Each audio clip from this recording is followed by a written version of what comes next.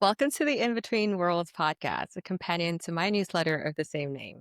I've always been fascinated by the stories that connect us, and this podcast brings to life the global perspectives I often write about through conversations with people who move through the world with layered cultural experiences. My first guest today is Kaili Chen, a clinical psychologist based in Hong Kong and a very old friend. Welcome, Kylie. Hey, Nina, this is fun. This is going to be really, really fun. Yeah, super excited to be here. Thank you. I'm so excited to kick this off. And, just a little background. I have always written about global experiences, and it's something that comes up a lot at work and in my personal setting. So I figured, why not actually put this to paper and actually create a podcast where we get to talk to people from around the world. And so, let's kick us off. Tell us more about yourself and your background. Sure. Well, Nina, I think you know me. You've known me for God, forever now. But for those that don't know, I grew up in multiple places around Southeast Asia. So I was born in Singapore. Um, and then after 5 years, moved to Bangkok for about 3 years. Subsequently, moved over to Penang for 3 years. Then moved again to Beijing for about 3.5 years, and that's when I met you. I think when we were 13 or so. Let's not talk about Younger. our actual age. Yeah. Yes, yeah. Let's talk. Let's not talk about our actual age now. Um, but after about 3.5 years, I moved to Singapore for about a year and a half. Thus, then moving to Hong Kong, and then graduating in high school there, and then finally moving over to San Francisco for university. All of which, I mean, the reason why we traveled so much was because of my dad. Ultimately, he was in the hospitality industry, so he was constantly moved from one place to another. But yes, that's basically the background. Yeah, well, that's a lot of moving, and I remember those days. And Oh talking yes, of great stories, I remember your dad had some amazing stories about the hospitality industry. Perhaps I need to get absolutely. him on the podcast one day. We'll work on that Oh, at some point. oh, So, definitely. so as a third culture kid, which is what I consider myself, and I believe you identify with that as well. How would you say your sense of identity has evolved through your experiences living in so many different places? I'd say that by living in various places, one of the big things that I tend to do is actually keep an open mind on certain things, a little bit more open. And I actually take, I think a lot of people do jump to conclusions like, oh, this is my observation. Anyways, I'm not saying that I'm not judgmental, but I think everybody is. But I think that when we take into account culture and history and, why people react the way that they do, it becomes a little bit more, it becomes more ingrained in us. I think as a young, from growing up, we had to be a little bit more open minded when we were kids in an international school, and everybody was leaving and coming and going and whatnot. So we had to be a little bit more open minded for sure.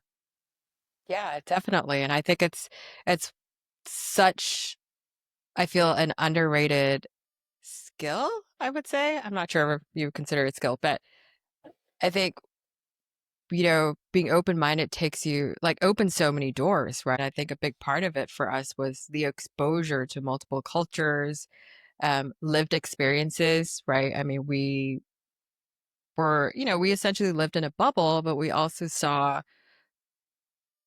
poverty Mhm. and, a lot of lived experiences that we've never seen anywhere else. So I think that really forces you to think about the world and see the world in quite a different light.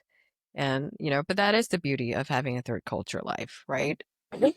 Yes, definitely. And so I, from a young age, right, I want to talk about your profession, but just to give a little background, I always thought you were going to end up as an FBI agent because of just the stuff that you loved, right? You were so passionate about. So to be honest, I was a little surprised when we ended up in clinical psychology. So could you share a little more about your path? Sure. So you're absolutely right, Nina. I was actually thinking of becoming an FBI agent at one point in my life or another. Um, and as much as I really wanted to be an FBI agent, first of all, I'm not American, so that kind of puts me out of the running completely, right? Um, I Another way of kind of being an FBI agent at the time was also learning or having the ability to speak a certain language that would have been helpful to the US government, such as Arabic, for instance. Hmm. And unfortunately, I do not have that gift in language. So that didn't pass either. And I think, if I'm not mistaken, I looked at the requirements, one of them being a height requirement, and I failed it. So, yeah, That is I so am. wild. I know, I know. So I think you had to be at least 5'2", and I'm 5 foot Oh, even. well, So that's, well, yeah, well, both of us are out then. But hey, exactly, exactly. So I was like, okay, well, that kind of dashes my dreams and whatnot. And I could have gone back, I guess, to Singapore and serve as an officer, I guess, but Mhm. that also wasn't in the cards. And I think what was really interesting for me, at least one of the biggest reasons of being an FBI agent, was actually to work on understanding people and why they do the things that they do. So if I really cut down the crux of it, it would be, profiling, right? But Mhm. if it's not profiling, then it's understanding the theories and understanding why, what motivates people to do things, right? Whether it's serial killers, whether and it doesn't have to be on that side of Yeah. the spectrum, but it also can be healthy individuals. Like, why did we do the things that we do? What motivates us? What pushes us to do things in a certain way? Yeah. Wow, okay. Well, Yeah. I think it's fascinating because I think I've never really thought about it that way. I think, Mm. some of the other people I know who've gone into clinical psychology at a different background, and I don't think I've ever thought about the piece of really understanding human behavior and how that really links to whether it's criminal activities or, how society is run. So that's a very interesting aspect. I just wanted to touch on that because I think you're the best person to talk about this. But really, being based in Hong Kong, right? What are the most significant differences that you've observed in how mental health is perceived and addressed across different cultures? Because I think particularly as Asians, mental health is a touchy subject. Oh, definitely. It definitely is a touchy subject. I would say that in a nutshell, when it comes to mental health and the perception of mental health, when it comes to, say, individuals who may have been exposed, say, to Western culture, they may be a little bit more receptive. So the stigma, while it could still be there, because I think a lot of times the step into seeing a therapist or the clinical psychologist, or it could be a counselor, it doesn't matter, but getting into that mental health field, I think it does take a little bit of a bit of just letting go of that shame and letting go of Mhm. that apprehension of even reaching out to see somebody. And I think that's like the biggest hurdle that many people face. It's the fact that many people are just scared of what other people might think of them. um, but when it comes to specifically cultural differences, I would say that for a lot of maybe say the locals, um, I don't have an opportunity to work with them because of the language barrier. I don't speak Cantonese and I Mm, don't speak mhm, Mandarin. So I don't necessarily get a chance to work with them per se. But I also see that maybe for those that do attend, at least from what I've heard, is that a lot of people see the psychologist as the authoritative figure, right? The authority. And so they might just be like, here, come and cure me type of thing. Whereas I think uh, for me, I stipulate very clearly with the client that I work with them, um, mhm, and we're working in conjunction. We're not. I'm not here to tell them what to do, mhm. which might be a different mentality. So again, it's I guess from a cultural perspective, again, locally, many people would revere doctors as like the the absolute individual that knows all, right? So they Totally, might not yeah. necessarily think of like, see, advocating. They're not necessarily. not advocating for themselves, but they just want to know the answer, right? They expect you to Okay. have the Yeah. answer, Yeah. So right? it's kind of I'm here for a solution. Yeah, Tell me what to do versus yeah, I'm a here and collaborative effort. we need to work on this together. Yeah, Okay. yeah, Wow. yeah. Okay. That's interesting. And I mean, Hmm. you talked about cultural differences and whatnot. And, so how do you in a society, and I know you talked about not working with um locals in Hong Kong, but I'm Hmm. sure, right, not sharing any sensitive information, I'm sure you've worked with a range of clients, right, across cultures. So, how do you balance respecting cultural sensitivities, because every culture has that, while still advocating for, improved mental health awareness? So, I mean, it's a fair question, and I think that's something that I'm dealing with on a daily basis. The reason I say that is because for individuals that do come in and I may not necessarily know their full culture, because to be fair, I think even though I'll give you an example. Maybe there might be somebody who comes in and they're from mainland China, right? And Hmm. their experiences could be very, very different in that respect. And actually, I recognize that all of our experiences are different. So to be able to kind of transcend and be very wary and mindful of culture, sometimes what I do is I ask them to give me a little bit more information about their life, right? Just to kind of, um, sometimes it would be just, not that I don't understand it, but I just want to get it from your perspective. Like, what is your narrative of it? What is your um, understanding of it? Because everybody has a different narrative of their life and their history. So I think that's really, it's really important to kind of be mindful about that. And also then they'll be able to say, listen, everybody still deserves good mental health Hmm. support and good mental health care. So I think that being able to then say, while I recognize that this might be a cultural component, there's still the mental health aspect, and there might be discrepancy. So how can we, how can we, a collaborative effort Hmm. again, but how do we then kind of close that gap a little bit more, right? Because you do deserve this. You do deserve good mental health. You do deserve good mental support, um, regardless of culture, because you're a human being after all. Yeah, Yeah. No, I like what you said about individual narrative and how, yes, culturally, I think when people perceive you, they might think, okay, I think you're from, they kind of pigeonhole you a little, right? absolutely. Hmm. And it's interesting you say that because I remember there was a point I was working with a coach and she was great. But I found after a while that because she works predominantly with Asian clientele, I think there was a particular experience or, very similar thread of experience that she's used to that I struggled with because it wasn't familiar to me because of the way that we grew up. That,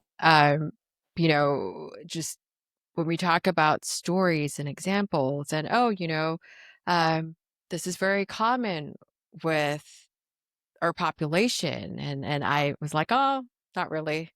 Yeah, And so, and yeah, yeah, and I yeah. found it really hard to engage after a while. And I thought, wow, this is really interesting. And then it Mhm. kind of threw me off a little because I felt like, okay, she has her niche, right? And she works with Asian clientele. I am Asian, but I clearly don't fit the box. But I then had to find a different way to find a better fit, someone who would actually understand that, okay, yes, I look a certain way, and perhaps this is my heritage, but that process didn't work for me. I need to find a better way to do this. So I like that you talk about individual narrative, and I think that is so important. And it's one of the things that I'm hoping that we kind of consider right through these conversations is we all have such different experiences, but we all have specific narratives that inform the way we see the world and how we react to things, Yeah, and how we interact with each other. So I think, yeah. that is such an important thing. Individual Oh, narrative. definitely. Like take It note. is. Exactly. Oh Yeah. no, and you can't discount that. I think anybody who discounts that, I think you're not taking account the full picture, um, the individual, right? And that's that's a crime in itself. It really is. Yeah. And I think, and yeah, I think it's helpful to put that into perspective, right? And I think for us, yeah, I'm just thinking in terms of, yes, culturally, but also within a generational view. Because I know, conversations I've had with the older generation are like, wait, you don't need to go talk to somebody. Um, what is happening? So within the same vein, how do you navigate generational differences in attitudes toward mental health? Particularly, and I would say because of our culture, particularly within Asian families. I probably will extend that answer from the previous question that you had Yeah. asked me about the narratives, right? But Hmm. even more so to just kind of give more specific from a generational perspective. Um, I would say that when it comes to navigating those generational differences, I think whoever that does come in, and usually the individual that does come in is probably going to be the youngest member of the family. Not because they're forced into, because I think a lot of times many people would not want them to come within family members, as you just Hmm. said. There might be a stigma against it and whatnot. So there is, I think, maybe the reluctance of the older generation to participate in it. So one of the big things to kind of understand in terms of those like generational differences is that it's important to figure out the narrative that everybody has, right? Now, as the individual who comes in to see me, they might not know what the narrative is of those other people. Let's say their parents, their grandparents, their great grandparents. Um, However, it's also important to recognize that we're all different. While we all live on the same planet, we are all different. We all have our narratives and we all have our little bubbles. I like to kind of put it that way. It's all our little bubbles. And so when we have our little bubbles, it's going to be different. We're going to knock up against other bubbles, not because we want to, but just because, we've established who our bubbles are, right? What our bubbles are. And so, you know, um, then understanding that other people might have a different narrative is also really important, I think, for to then be able to separate and say like, oh, this is the reason why they're reacting, the reason why they are saying these things and not necessarily understanding my point of view is because they're deeply rooted in their narrative, in their bubbles, right? And it's not necessarily that they're wrong. It's just that we're different, right? There are some similarities that hold us together, but we're different as Mm. well. Yeah. Yeah, that's helpful. I think it's, actually another friend of mine, who you might know as well, because we went to high school together. Uh, Mhm. she has been seeing this coach for a long time, and she's very, loud and proud about it. And she said actually at the start, it was such a tricky relationship with her parents. And as she started to grow and heal through her coaching experience, it actually shifted their perspective a lot because, they could see that, okay, well, this is clearly helping you. Um, and not just that, but it also, I think, helped them reevaluate their perspective on what healing means or, what reaching out for help is. And years later, she's saying, Yeah. she has the best relationship with her family, and even though they were rather traditional in how they thought about um, reaching out and getting help. So I think that's helpful. And I think one of the things that she said too was understanding that, hey, they're reacting this way because from their experience, asking for help, talking about mental health meant something negative, right? Yeah. And I think that's I certainly feel like I heard a lot of that Mhm. from the community growing Yes. up that, oh, okay, I think the first was always, oh, what's wrong with you? Or, what do you need to fix? Yes. Versus I am taking care of myself and making sure that I'm, the best version of myself. So Yes. that is helpful. And I'm hoping that as we talk about this more, it becomes less of a stigma. Like the more we talk about it, hopefully, Yeah. people are more receptive to it. Because I think I can only speak for myself, but I think from a lot of the kids that I've known and there are friends that I've lost, and I wish that they had the avenues to really seek help, right, and be supported fully. So this is important conversation, and Yeah. I'm really thankful you're here to, talk about this and help us understand. Um, so moving on, I just wanted to talk about advice. When you think about Mm. just on a similar thread for parents, particularly, what recommendations do you have for supporting children's mental well-being?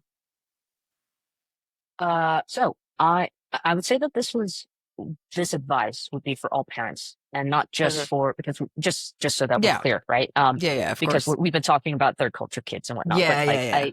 yeah, I would say that when it comes to the advice that I would give for a lot of parents is please do not dismiss your children's experience or their emotion. It's so easy to be in that problem solving mode that I think a lot of parents are like, yeah, but, or okay, Mm, yeah. And I'm not saying that if you do that, it's not, I'm not documenting in any way. We're all learning and we're not perfect parents, but that's not the point here. There's no such thing as a perfect parent. And I just want to really highlight that in this reel. Just because there's no such thing. People, they try to be the perfect parent, but it's a lot of effort. It's a lot of work. yes. Um, and while I'm not a parent myself, I definitely can see my friends who are parents and they're doing the best they can. And I think that's well commended. That has to be talked about and celebrated as well. But I think one of the big things is for children, they need to hear that their experience it's a valid experience.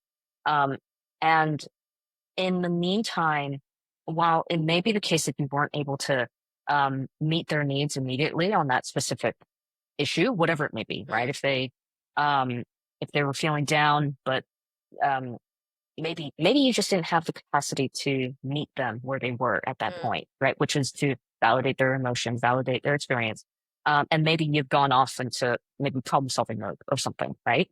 Um, I think it's really important to be able to at least catch yourself in those moments and have that mhm, conversation. It's a difficult conversation, um, but it's important to kind of go back and talk to your kids about in an age appropriate way, obviously, but like being able to say, I apologize, but mommy might have we might not have necessarily been eye to eye at that time. I want to hear your experience though. Can you tell me a little bit more? Right? yeah, Because we're not going to be perfect parents ever, ever. yeah. Yeah. No, and I Yeah. I like what you said, and it actually just reminded me of conversation I had actually at work. And it, so I think a lot of your advice is transferable, right? I think it works across so many different scenarios. And I remember at work one time, and it was a similar situation. The teams are struggling, and some of us had to take a step back and go, okay, how do you want us to show up? And how should we support you? Because I think it's quite natural when someone comes to you with a problem to just, okay, let me fix it versus, okay, let me hear you out. I could either sit here and just listen, and that's all you need. I Mhm. can talk you through it. We can talk it out. Yeah. Or ultimately, yes, you want me to fix it. But I think in some ways, asking those questions is so helpful because it brings clarity to everything, and it also helps the other person think about how do I want to approach this. So I think that is so helpful, and it's I would assume that that's the same approach you would take if it's beyond a parenting role, right? Like, how would you approach this in a workplace? I would say what you just said, absolutely perfect. And I think I guess sometimes what I caution people at times, right, is that this is based on the understanding that they have an idea what they want, right? I mean, Ah, this is the premise, right? So yeah. sometimes it doesn't matter if you're a child or an adult. Sometimes we also don't know what we want as well, even Mm. as adults, right? I mean, don't don't go too far. It's not even like the workplace, but like, hey, what do you want for dinner tonight? Okay, that's I know. Oh, the bane of my existence. But I mean, there you go, right? I mean, just making a decision like that, right? And then saying Mm, like, "Oh, do you want Thai?" No, I don't want Thai. Oh, so you had no idea that you wanted Thai. So it yeah. just it can we as individuals might not necessarily know what we want, but I think it's important, I think, to listen, firstly, to have Hmm. that patience. These are things that I think in more modern day society we don't have a lot of. We don't have the opportunity to just sit and be like, oh, I have all the time in the world, please, right? Hmm. Because we're stressed. We have to go through life and continue. So I would say that if we are able to just like take a breath and just listen, right? Actively listen to what, the kids are talking about or what your colleague is asking for. And even asking the question, okay, so I hear you, this is what's happening, summarizing it maybe Hmm. briefly and saying, I'm curious here. What would you like from me? How would you like me to show up? How would you like me to support Mm, you?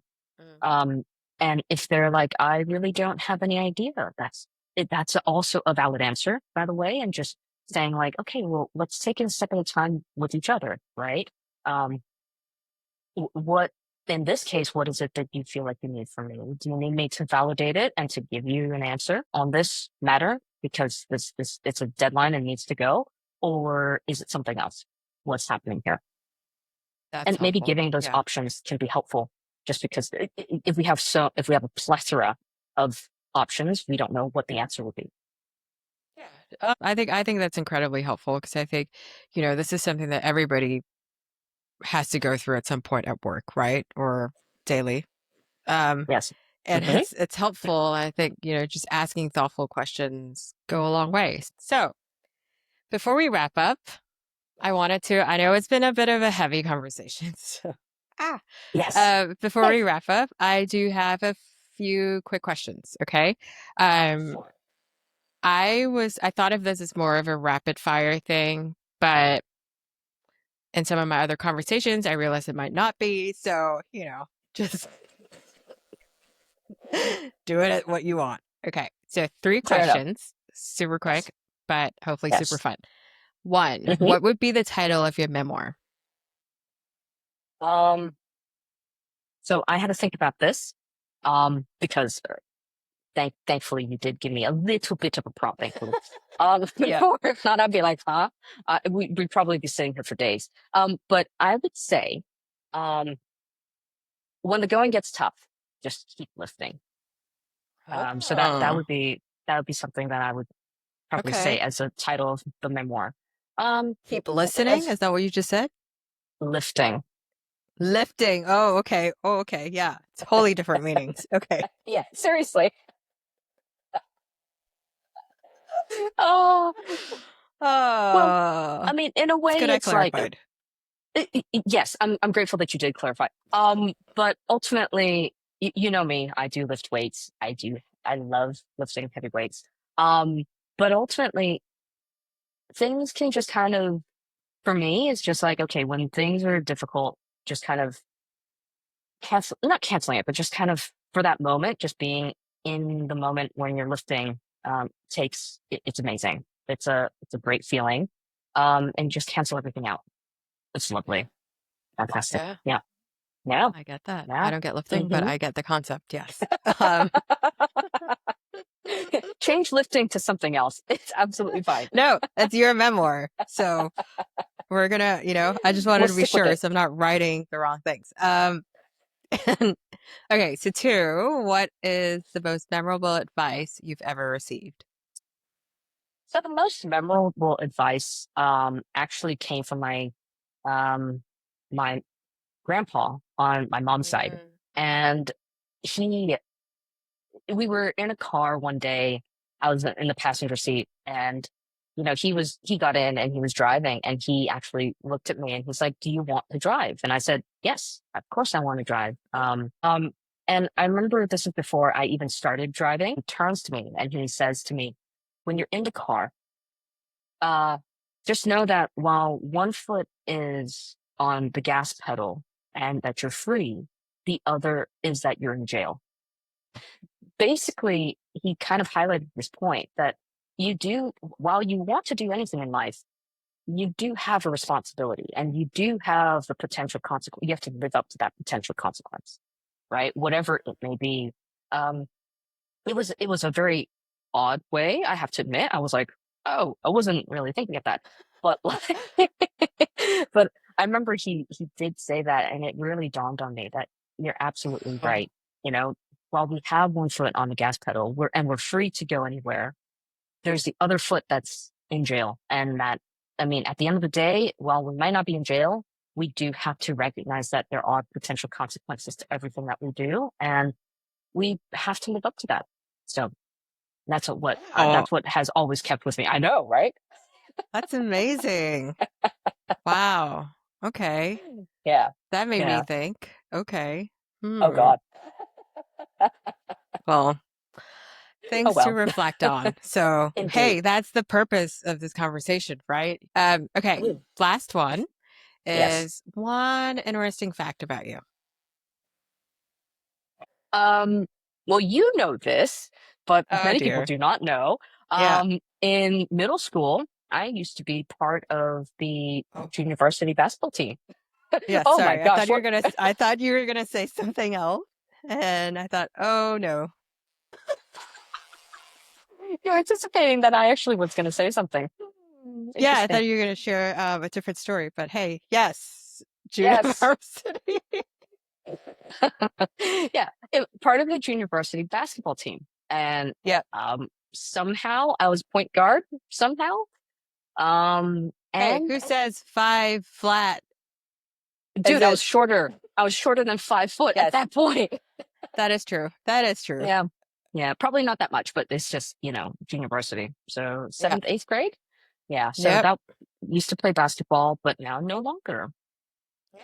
Yeah. I would add to that, I'm kind of taking over your interesting fact now, Sure. is we we spent a week in Inner Mongolia in middle school in a yurt, and we learned all sorts of things. But it was till this day, I think I talk about it a lot. It's hands down the most memorable trip I've ever been Was. on in my Yeah. life, right? Yeah. And yeah, city kids in Inner Mongolia, it was a lot. I mean, first of all, city kids in Inner Mongolia, the plains of Inner Mongolia, how we got Yes, there was an overnight train ride where it was like yes, six bunks, bunks yes, to a yeah. a section. Um, and then, we stayed in a yurt. We learned how um they slaughtered the lamb. We had the lamb soup. Do you remember this? No, I blocked that out. Okay. All right, sorry. Um I remember the wild The horses, horses, yes. wrestling. I remember Yes. Oh wrestling. my gosh, yeah. Yeah. Um, clearly a little more free reign in how we did things in school. Yep. Right? Like picking crops, I feel Yeah. we did at some point. Yeah, yeah, yeah. Dumplings and just overall funny experience, right? Like just things that we never ever experience in a city setting. Um, Absolutely. that was, but yeah, I think that's an interesting fact about us, really. Yeah, absolutely. I'll add one more just because we're talking about it, but I remember that Yeah. you weren't there yet. I don't think you were there for I think it was grade 6, I think. You were not there yet. Abseiling down the Great Wall. Oh, Mm, that was that's super good. fun. Yeah. Yeah. Wow. We went on this like it was like a group team building kind of like company called I Will Not Complain. I And we will not basically complain. yeah, Wow, do yeah. they know their audience? But yeah, Wow, one that's of the amazing. yeah, one of the key things that we all did was to literally abseil down the Great Wall, like with rope and like a harness and everything. It Everybody was had to do it? yeah, so Wow. cool. So yeah, you Chaperones missed too? out. Yeah, the chaperones as well. Oh, I missed out. You Oh did miss out. It man. was I think it was the year before I met you, I think. Yeah, because I was there in seventh Mm, grade. So, yeah. wow, that's interesting. I never knew that. We've known each other forever. What? Yeah. Yeah. Oh, see? Yeah. Super Learn fun. something new. Yeah. Every day. Okay. Yes, as we should, right? Yes, Um, indeed. okay. And I'm just thinking, we're just mindful of time. So as we wrap up our conversation, what are three key insights you hope that our listeners will take away from our conversation today? First one, I'm hoping that, I mean, from a big thing, just parents and hopefully parents, doesn't matter if you're a third culture kid or having to raise a Mhm, third culture kid, but just ultimately validating your children's experience and their emotions and going a little bit further later on if you feel or if you dare, if that opportunity arises, which is share with them how you feel about that particular experience as well, right? So by validating your children's experience and also sharing with them, oh yeah, this is how I would feel too, it kind of then allows them to feel like, hey, we're on the same boat and we're not completely separate mhm, individuals. Because I think a lot of the times we feel very isolated amongst mhm. people, right? Um, now, I think this leads into the second point that I have. Sorry, I'm just going to go down the three big All takeaways. good. All Number good. two. Yeah. Um, number two would be basically, having the need to speak to one another and open conversations with other people. Um, Mhm, because I think, as I said in the beginning, we have a tendency of say judging people from the very beginning and that's very much a safety feature that is built in with all of us, so I'm not surprised that the first things that come about are like maybe physical appearance and maybe mhm, you know um if we're introduced to that one person there's a label that's really put on that person, right? So it is just very quick that we make these decisions and judgments, um but I would encourage people to take a time to talk and to listen to other people's experiences, other people's stories. And um, I think it doesn't mean that we're then necessarily wrong.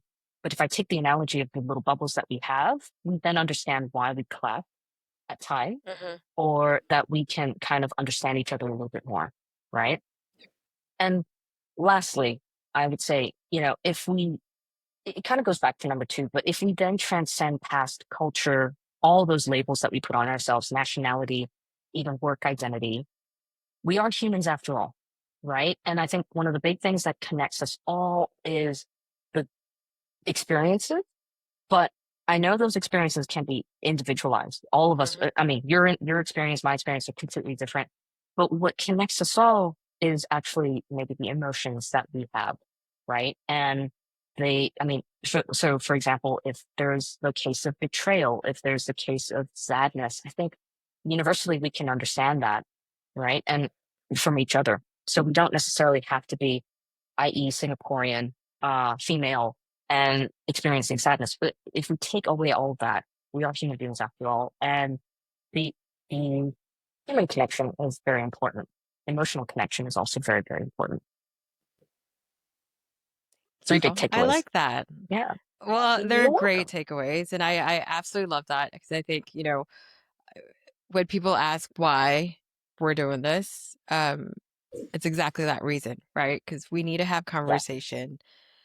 Mhm. It's it's so underrated. People, it's so underrated, and yet it's so important. We often forget that we're all so similar, and to your point, we all experience the same emotions.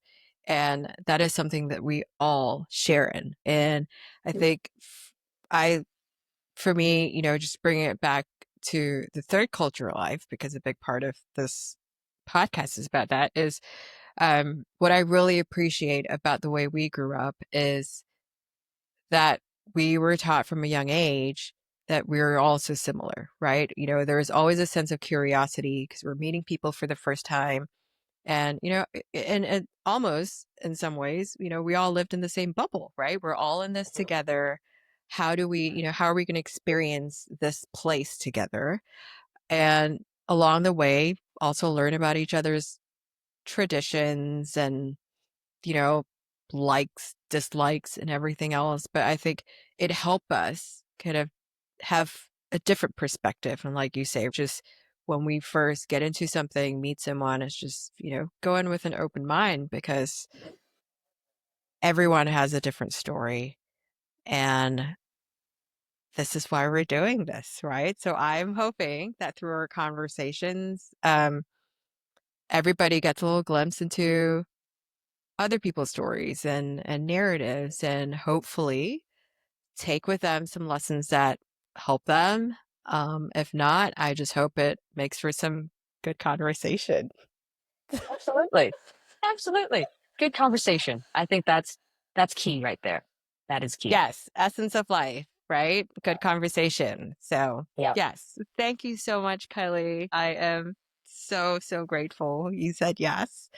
And I really appreciate you taking the time to join us. Good. All good. I'm just really grateful for the opportunity. I'm grateful as well, Nina, that you're actually putting these conversations out there. I think, as you said, they are important. So, kudos to you for actually taking the time and effort to organize all of this. So, really grateful for you and really proud of you for getting this Oh, up and running. So, yes, really, really, really, really appreciative of that. Thank you. thank you. Thank you so much. Well, thank Very you for well. joining us today, Kylie, and I will Yes. speak with you offline. Yes. All right. Take care.